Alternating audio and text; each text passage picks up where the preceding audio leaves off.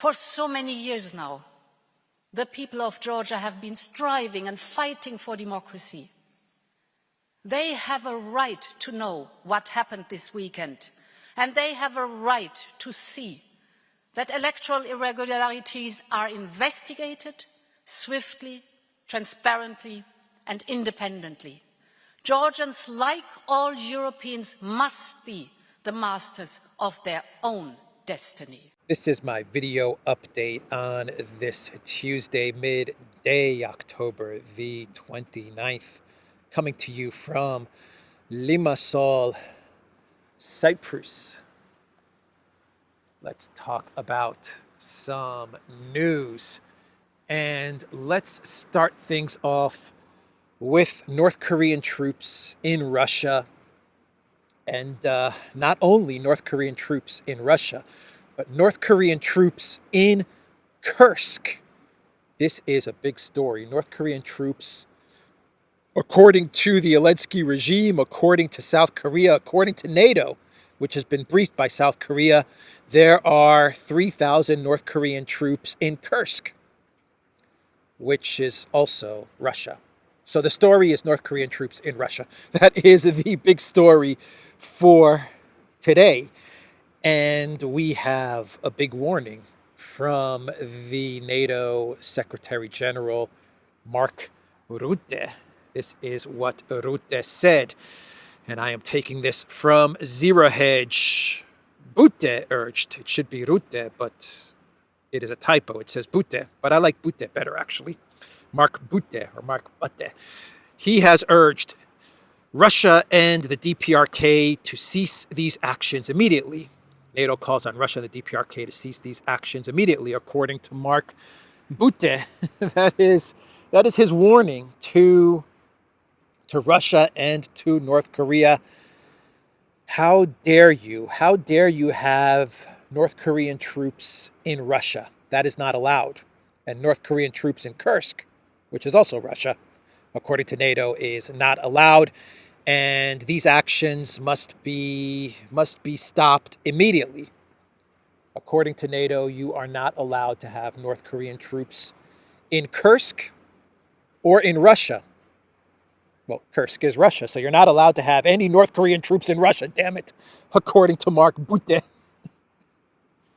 What else did Klaus Schwab's favorite son say? He also said, and I quote, "The deepening military cooperation between Russia and North Korea is a threat to both the Indo-Pacific and Euro-Atlantic security."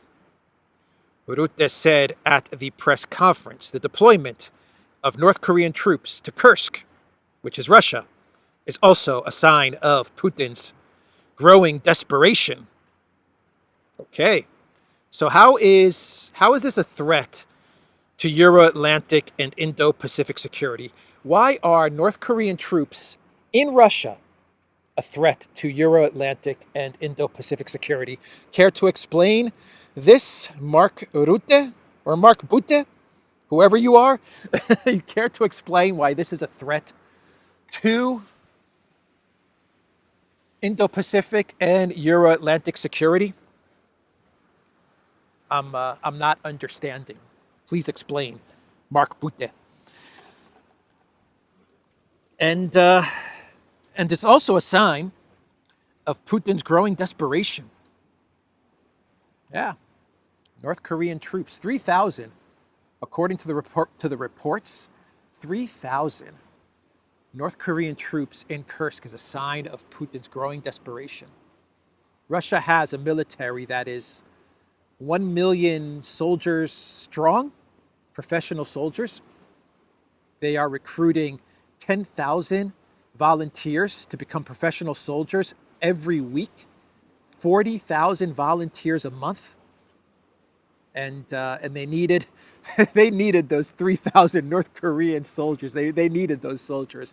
Without those North Korean soldiers, Putin's military, especially in Kursk, would be collapsing. He needed, I mean, I've seen the maps, and the way it looks is that if those North Korean soldiers were not being deployed to Kursk, then Ukraine would have a clear path from Kursk all the way up to Moscow. So he needed those North Korean troops to fill in the gaps, to fill in the holes.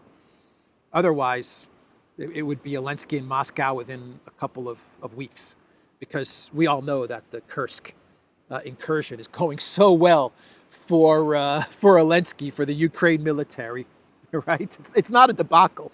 It's been a huge success, a massive, huge success, Zelensky's incursion into Kursk, until a couple of days ago when North Korea got involved.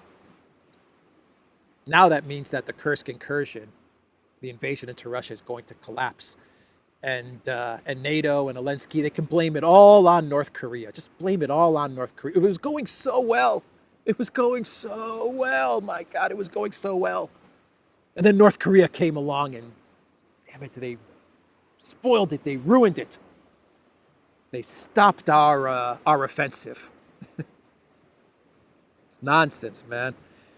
It is absolute nonsense.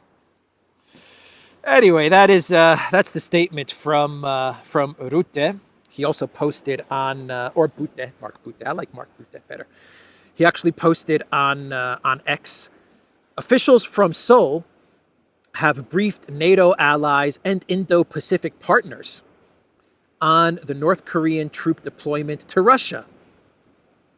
This is, number one, a significant escalation in DPRK's involvement, yet another breach of UN resolutions, and a dangerous expansion of Russia's war.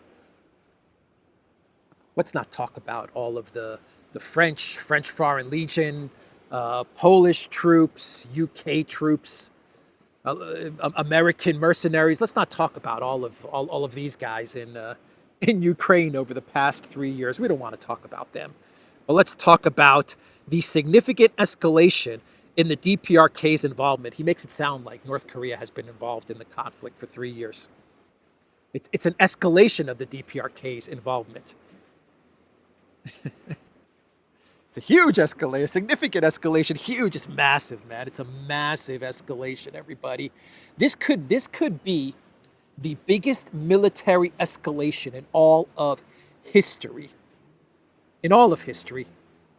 If you go through all of the conflicts, all of the wars, I think these 3,000 North Korean troops that are possibly in Kursk, because we haven't seen any real evidence. We haven't seen anything.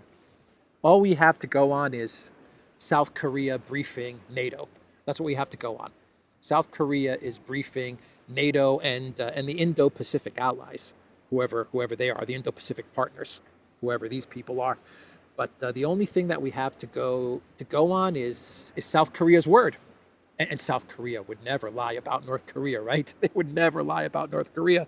But if you go back through all of the conflicts over time, through all of history, I think this is, without a doubt, the most significant escalation ever in a conflict. That's how big of an escalation this is. It's huge. It's grande. It's Ariana Grande. That's how big it is. It's massive, man. It's a massive escalation. Wow, is Putin getting desperate? Very, very desperate. So why is South Korea so upset about this? One would think that this is a good thing if you're South Korea, right? North Korean troops, from what I understand, from what South Korea is saying, these are the most elite, these are the best of the best North Korean troops now in Russia. I would think this is a good thing. Instead of Elensky diverting Russian troops from Donbass to Kursk, which was one of the excuses, one of the narratives that Elensky was running with, what we actually got is we got North Korean special forces, elite forces, diverted from the Korean peninsula to Kursk. If you're South Korea, if I was South Korea, I would be saying this is great. This is great. 10,000 North Korean troops had to be diverted from the front lines in Korea to Russia. What's so bad about that? I don't understand. If you're South Korea, what's the problem? One would think this is a good thing. Anyway, that's Rutte. That's the warning from NATO to Russia. And let's talk about the State Department's warning to Georgia. That's right, we had a protest in Georgia that took place yesterday evening. And it looks like the protest was a dud. I mean, there was a turnout, a good turnout, but that was it. The protesters went home that night, which was not what happened in Maidan. They came out in Tbilisi.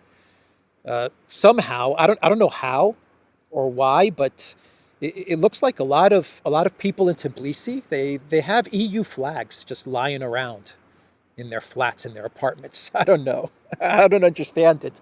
But all of these people, they went out to the main street, the main square in Tbilisi, and they brought with them their EU flags, which I'm 100% positive, 1,000% positive that these citizens of Georgia, these are flags that they bought themselves and that they had in their apartment.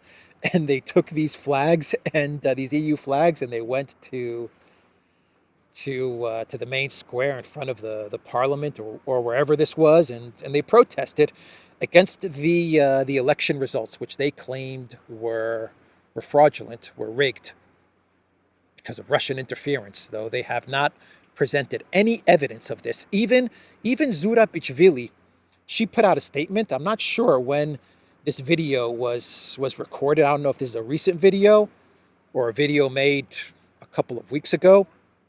But in this video, Zura Bichvili says that there is no evidence of Russia interference. Actually, she says that in all of the elections around the world, I'm paraphrasing what she said, but she said in all of the elections pretty much around the world, we really don't have any real hard evidence of Russian interference. What we have to go on is our emotions, what we know, our feelings, right? That's what we have to go on to prove that Russia is interfering in elections.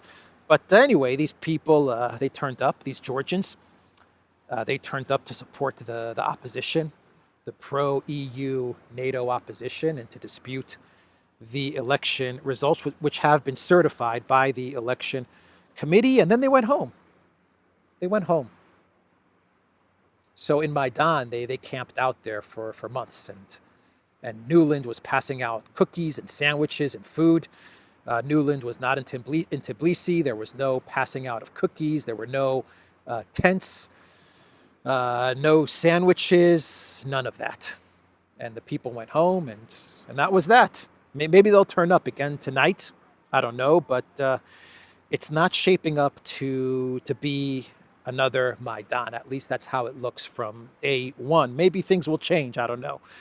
But the State Department spokesman, Matthew Miller, he sent out a warning to Georgia. He sent out a warning saying that Georgia is going to face consequences if it doesn't change its course. It's going to face consequences, according to the U.S. State Department. Here is what Miller said, and I quote, "We do not rule out further consequences if the Georgian government's direction does not change," he said, urging Tbilisi to start withdrawing and repealing anti-democratic legislation. Wow. Anti-democratic legislation. You better have another election, because your first democratic election certified by the election committee that wasn't democratic for us. That wasn't democratic enough for us because we didn't get the result that we wanted, so you better start over again. Miller's talking about the Foreign Agents Act, which will expose all of the U.S. money that has flooded Georgia, flooded into Georgia. That's what he's afraid of. But which will also expose who's really interfering in Georgia's domestic affairs. And My guess is that it will show that it's not Russian money, but it's actually U.S. and collective West money. That's what he's afraid of. But that's the warning. You better change course. You better change your behavior, or else you're going to face consequences. What are those consequences? Regime change, more protests, sanctions. Those are the big consequences that Georgia may face. And this is why. This statement from Miller is why so many countries in the global majority are turning towards BRICS. This exact threat warning statement is why they're looking at BRICS, because they're sick and tired of being threatened and being lectured, and countries now have an alternative. They now have a choice. Someone should tell Miller that countries now have a choice. They're not locked into the unipolar collective West system any longer, or at least not totally locked in. This is why they're looking at BRICS. This is why they're so eager to move away from the dollar and SWIFT and all of these things, because of statements like this from Miller. Countries are sick of being threatened and lectured and warned, because they held an election that didn't turn out the way that the globalist political WEF elite wanted. So we need a rerun. That's what the opposition is calling for. The pro-EU, pro-NATO opposition. They want a rerun of the elections, which actually, I think is a good model for the world. I think everything should happen again. Should be rerun. Everything should go through a rerun if it doesn't turn out the way the collective West wants it to turn out. That includes elections. If the election results, no matter how democratic or fair or monitored by international observers, whatever, I don't care. I don't care. If it doesn't turn out the way the collective West wants the election to turn out, I think we should have a rerun. I think this should carry over to competitions and contests, even sports. I think sporting events should have a rerun if the result isn't in favor of the collective West. For example, if the United States men's soccer team, soccer football, is playing Brazil in a World Cup match and they lose to Brazil, I think the match should happen again. And if they lose again, the U.S. team, the match should happen again and again and again and again until the U.S. beats Brazil. Damn it. I think this should be the model for the entire world, right? I think Matthew Miller is onto something. He is on to something. So what is Georgia going to do now that they've received this terrible warning from the United States? By the way, Ursula also gave a speech the other day, and she also warned Georgia, but who cares what Van der Crazy says? No one cares. Georgia's worried about the United States because they're worried that the United States, Georgia being a small country that is still dependent on the West, and should be looking towards BRICS. It's time for Georgia to start making moves towards BRICS. Start making those moves now. They should have been made yesterday, but it doesn't matter. Start making moves towards BRICS now. But Georgia's worried about the United States, right? And what is Georgia going to do to take some of this pressure off? Well, what Georgia is going to do is that they are going to launch a partial vote recount. That is what they're going to do. This is according to France 24. Georgia's Central Election Commission said it will recount ballots from 5 polling stations randomly selected from each election district following the opposition's refusal to recognize the results of the weekend parliamentary election. The commission earlier said the ruling Georgia Dream Party had won the election with 53.9% of votes. So this recount in 5 polling stations, randomly chosen polling stations, is about 14% of the total vote count. They're going to choose 5 random polling stations, do a recount, about 14% of the total, and you want to know what they're going to find? that Georgia Dream won. That's what they're going to find. That's my guess. Maybe I'm wrong, but my guess is that they're going to do this recount. Once again, it's going to show that Georgia Dream came out ahead, and this is going to buy Georgia some space and time to get the U.S. off their back.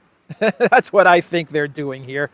Anyway, that's what they're going to do because of the U.S. pressure, not because of the EU pressure or because of the protests. This is all about trying to buy some time and space and prevent U.S. sanctions. That's what they're probably afraid of, U.S. sanctions.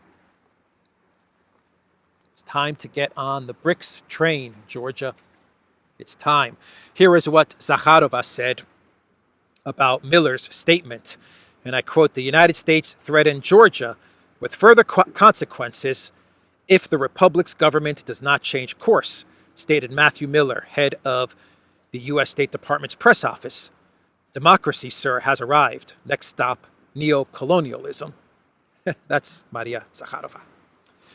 And let's now talk about the Financial Times article, which talks about Trump's foreign policy plan.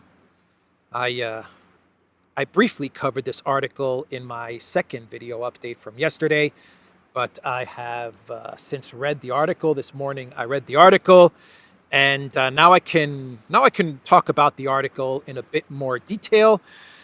The article title from the Financial Times is "Trump's Foreign Policy Plan Embrace Unpredictability." It embraces unpredictability, according to the Financial Times. What the Financial Times is reporting in this article, I'll summarize what they're trying to get at in this article, is basically that the EU and NATO is worried that Trump is going to make them pay for more stuff, to make them pay for more things that the U.S. is currently paying for. So they're worried that Trump's going to pull some funding and then make the EU and EU member states pay for more of their own defense. So they're worried about that. And the neocons are worried that Trump is going to start pulling out of some wars. And the neocons don't want that. That's basically what the article is talking about when they discuss Trump's foreign policy plans and how unpredictable those foreign policy plans are going to be. But on Ukraine, I'll talk about the part where the Financial Times discusses Ukraine.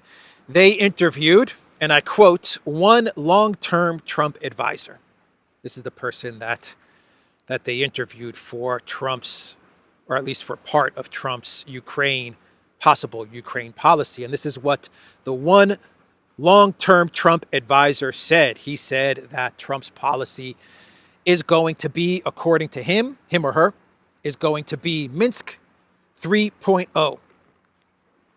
Minsk 3.0 is what we're talking about. That's Trump's Ukraine policy if he wins the elections. But it's going to be a Minsk 3.0 without any U.S. involvement. Zero U.S. involvement. And very little to no U.S. money. It's going to be completely supported, funded, enforced, policed, enforced, peacekeepers. All of it is going to fall under the responsibility of the European Union. This is what one long-term Trump advisor is saying.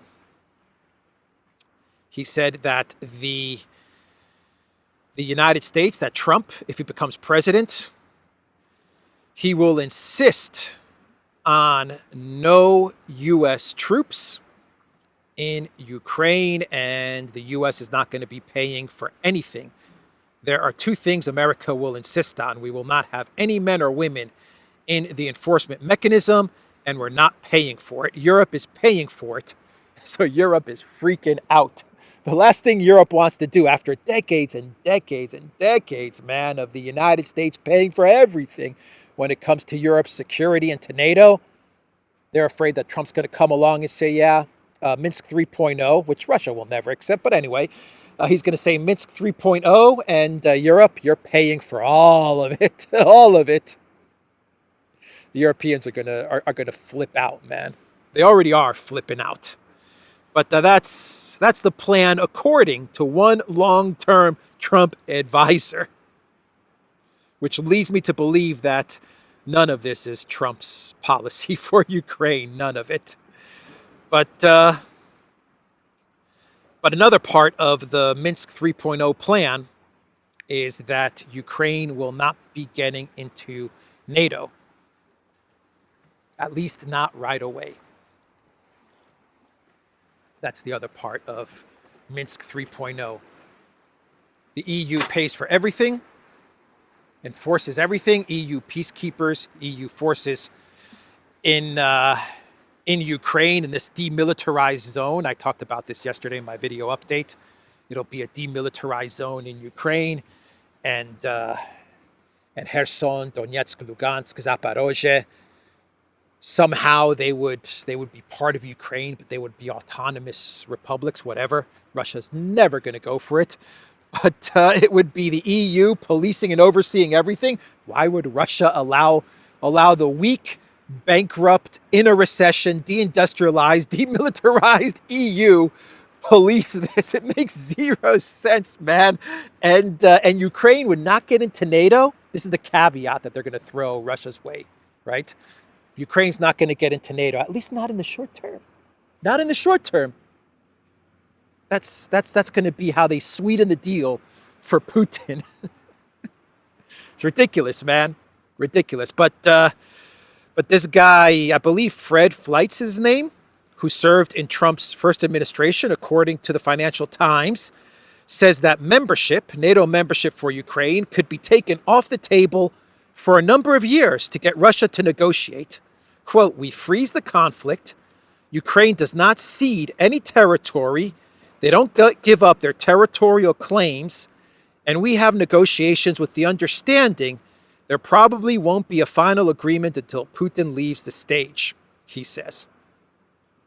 This is so ridiculous, man. There's no way this is Trump's plan. There's no way that this is Trump's plan. There's no way that J.D. Vance, who has a pretty good understanding of what's going on in Ukraine, pretty good. He's off on some points, but all in all, he has a pretty good understanding. There's no way that he's buying into any of this. But anyway, they're going to wait Putin out, right? So they're going to sweeten the deal to Russia by saying no NATO to Ukraine just yet. No NATO just yet. And then they're going to just wait it out. Just listen, everybody, listen. Just tell Putin that Ukraine's not going to get into NATO, and we're just going to wait him out. He'll be leaving in 5 or 10 years. And then once he's gone, then, you know, we can put Ukraine into NATO, all right? Oh, my God. When Russia reads this stuff from the Financial Times, when they read stories like this from the Financial Times, you want to know what the Putin administration says, what Russia says? They say to themselves, you know what? These guys are a bunch of clowns and jokers, but we better complete all the goals of the special military operation, because they're just going to look to con us. That's what happens when they read articles like this from the Financial Times, which, in my opinion, this is just my own personal opinion, after I read this article, there is not one person, at least my sense of the article, that actually has seen a Ukraine plan from Trump that was speaking to the Financial Times. This is just people's opinion, their ideas, completely disconnected from Trump. They haven't seen any of Trump's thinking on Ukraine, but this is their idea of how the conflict in Ukraine can be resolved. And because they previously had some connection to the Trump administration, the Financial Times is trying to pass this off as this is going to be Trump's policy with regards to Ukraine. And I'm telling you right now, J.D. Vance, whatever you may think of J.D. Vance, the guy's a smart guy. There's no way that he would be considering a plan for Ukraine that is connected to to this Financial Times article and what these guys are saying. But there is one interesting part. Let me read you an interesting part to the Financial Times article, which kind of shows you the foreign policy thinking in the United States, how you're dealing with different factions when it comes to foreign policy. And the Financial Times says, such an approach, talking about Minsk III, however, would not have uniform support within the Republican Party. While in thrall to Trump, the party has 3 national security groupings competing for his ear, according to the European Council on Foreign Relations, a think tank. The first group is restrainers, essentially America firsters, then prioritizers, who want to focus on China, and primacists, old school believers in projecting American power across the world, who have a strong caucus in the Senate, neocons. The first 2 are united in wanting to all but leave Ukraine to Europe. Okay, so the first group is America first. The second group is we need to ramp up for a conflict with China. And the third group are neocons, who want the U.S. involved in wars everywhere, all over the world at all times, never-ending wars everywhere. But, you know, it's an interesting it's an interesting admission from the Financial Times that these are the groups vying for power in the U.S. government when it comes to foreign policy. America first, China, let's get a war with China, and then you have the neocons. The Financial Times gives them different names, but we know who they're talking about. So finally, to wrap up the Financial Times article, they talk about how Trump is going to force Putin to agree to Minsk 3.0, aside from not getting into NATO, right? Aside from not getting into NATO just yet and waiting Putin out, the way that Trump's going to get Putin to the negotiating table right away, according to the Financial Times, according to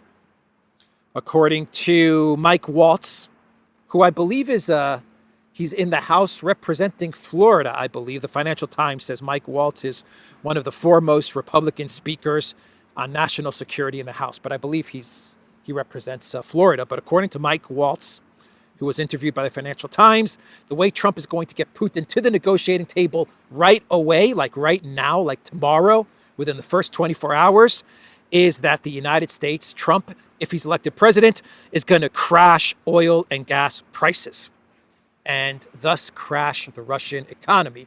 That's how he's going to do it. The first step would be, according to Mike Waltz, drill, baby, drill. You flood the world with cheaper, cleaner. It's not only cheaper, it's cleaner American oil and gas. You drive down the price. Got it? Trump is not only going to flood the world with cheaper oil and gas, but because it's American oil and gas, it's much cleaner than that dirty Russian oil and gas. Dirty Russian oil and gas. Cleaner American oil and gas. But yeah, that's how you're going to do it, man. That's how Trump's going to do it, according to Mike Waltz.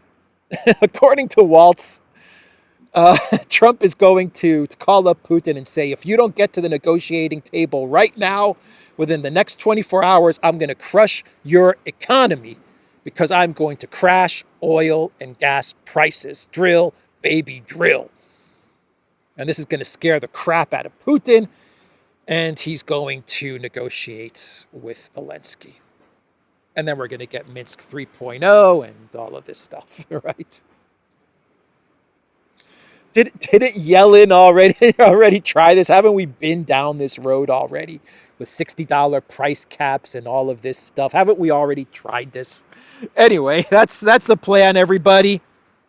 Coming from the Financial Times, I'll say it again for the last time. My reading of this, after going through the Financial Times article, is that all of these people interviewed have no clue what Trump is thinking when it comes to Project Ukraine. That's my sense of things. They're just giving their opinions, maybe their hopes. They're giving their hopes as to how to resolve the conflict in Ukraine in their favor. So they're kind of hoping and coping. They're hoping and coping. Anyway, let's wrap up the video before we get to our clown world with the final story, which is that according to the Israeli channel 13, another attack on Iran is coming.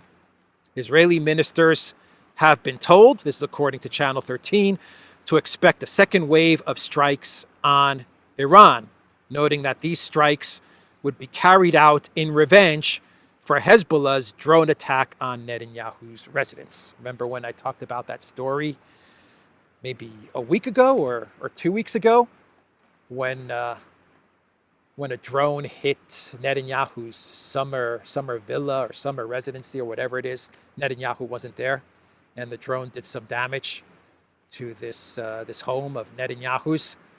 Well, I talked about in that video update how I'm concerned that story is going to be spun into some sort of escalation. And sure enough, here we are. According to Channel 13, there's going to be another attack against Iran possibly an attack against Iran in retaliation for this drone attack from Hezbollah on Netanyahu's home, residency, whatever this place was or is. Maybe they're hinting at these decapitation strikes that I believe Israel would like to get going in Iran. I think what Israel really wants, my opinion, is they're looking at a way for them to take out some of Iran's leadership. That's what they're trying to go for. So maybe that's what might be coming in the next couple of days or weeks. Anyway, some clown worlds, and the first clown world is coming from the Daily Mail, and then we have a clown world connected to the Daily Mail article from The Guardian. But the first clown world is this title from the Daily Mail: Donald Trump will unleash all-out war on Keir Starmer if he wins U.S. presidential race after row over Labor helping out his rival Kamala Harris. All-out war against Keir Starmer. Not such a good move. Sir Keir Starmer, the most boring man in politics. Not such a good move to send those, what was it, 100 advisors, labor advisors, to help out Kamala Harris. Yeah, it's not such a good move. If Trump wins, you might be facing all-out war, according to the Daily Mail. So Keir Starmer, he writes an article, an opinion piece. I think, yeah, this is an opinion piece from Keir Starmer in The Guardian with the title, "Journalism is the lifeblood of British democracy. My government will protect it." That is the title from Keir Starmer's article in The Guardian. Yeah, I'm sure Keir Starmer is going to protect journalists in the UK. Absolutely, journalism. Keir Starmer is very, very concerned about freedom of the press and freedom of speech, right? He's very concerned. I mean, all the actions that Keir Starmer has taken since he became prime minister absolutely point to him caring deeply about freedom of speech and journalists. And he's going to defend journalism. Sir Keir Starmer, the defender of freedom of the press. Sir Keir Starmer.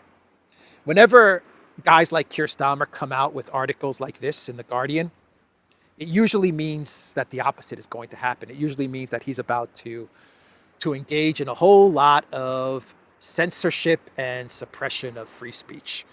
That's what this article really means. So be warned, citizens of the UK. Keir Starmer is about to go on a freedom of speech censorship suppressing of free speech censorship something. I'm losing my words. He's going to start suppressing free speech. That's what he's going to do, and the press.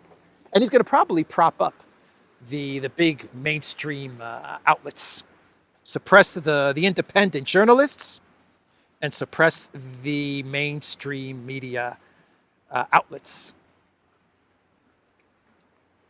What would I just say? Suppress suppress independent journalists, and prop up the mainstream media outlets. Okay, I got to wrap up this video.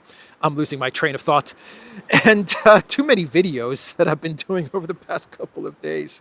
Oh boy, let's see. The final clown world is Elensky is in Iceland. Anywhere but Kiev. He's avoiding Kiev, Elensky. So he's in Iceland now. He is in Iceland.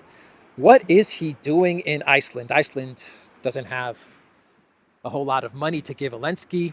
They definitely don't have military and weapons to give Elensky. So what is he doing in Iceland, man? He's trying to avoid Kiev is what Elensky's doing. He's trying to avoid Kiev.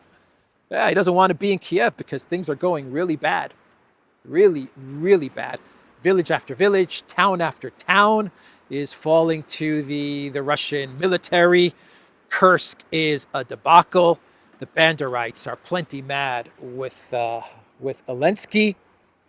Trump might win in a week, and that might not be good for Elensky. So he's trying to spend as much time away from Kiev as he possibly can. So he decided to go to Iceland. And Elensky said, Ukraine is asking for an invitation to NATO, not membership, but some Western leaders are talking as if they were the same thing. This is unfair. This is just a way to say no. Zelensky believes the conversation is only about an invitation, which would provide geopolitical clarity for Ukraine and all of Europe. You see, we've been getting it all wrong when it comes to Zelensky's victory plan and him saying in his victory plan that he wants Ukraine to enter NATO right now. We read it wrong. Maybe it was lost in the translation, but that's not what Elensky was saying. All right. Just to be clear, Elensky was saying that he just wants an invitation. I just want an invitation. I don't want to be in NATO. I don't want to go to the party. But I just want an invitation. Hey, Podolyak, all I want is an invitation. That's it. That's all he wants, man. Is that so much to ask for? He doesn't want to get into NATO. He doesn't care about NATO. He doesn't want to get into NATO. He doesn't care. He just wants the invite. That's it. Anyway, that's the video, everybody. TheDuran.locals.com. We are on Rumble, ODYSEE, BitChute, Telegram, Rockfin, and X. And go to the Duran shop. Pick up some merch. 20% off all merch in the Duran shop. Like this shirt that I'm wearing today with the patch of grease on the sleeve. All of the merch in the Duran shop is awesome. It is awesome. Great stuff. It looks great. And use the code October20. That is October20 and get 20% off. Take care.